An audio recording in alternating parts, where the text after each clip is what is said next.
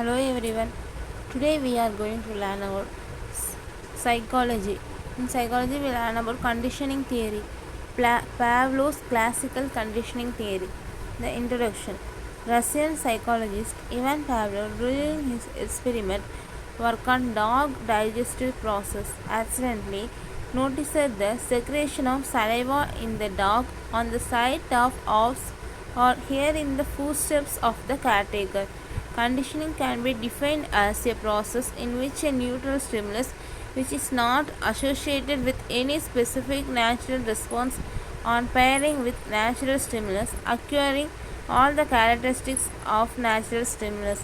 For example, if food is presented, saliva flows. Food is a natural stimulus that can elicit the natural response salivating.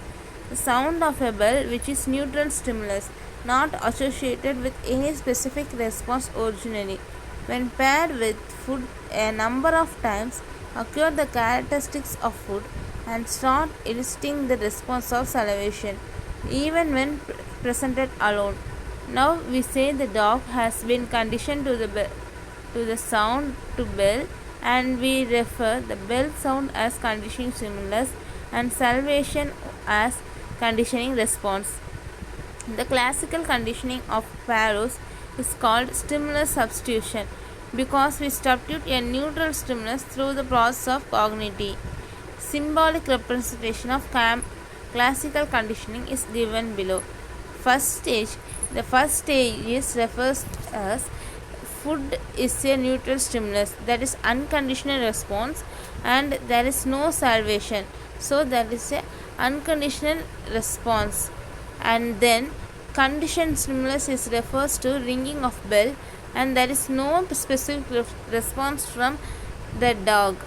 And the stage 2, food plus bell sound, that is conditioning stimulus plus unconditioning stimulus, that is refers to conditioning response. When food is given to the dog and at the same time the bell is rang, the dog responds to salivate to the food.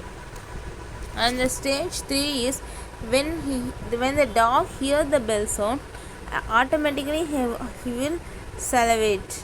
So this is the process what even Pavlov want to gives for the classical conditioning theory.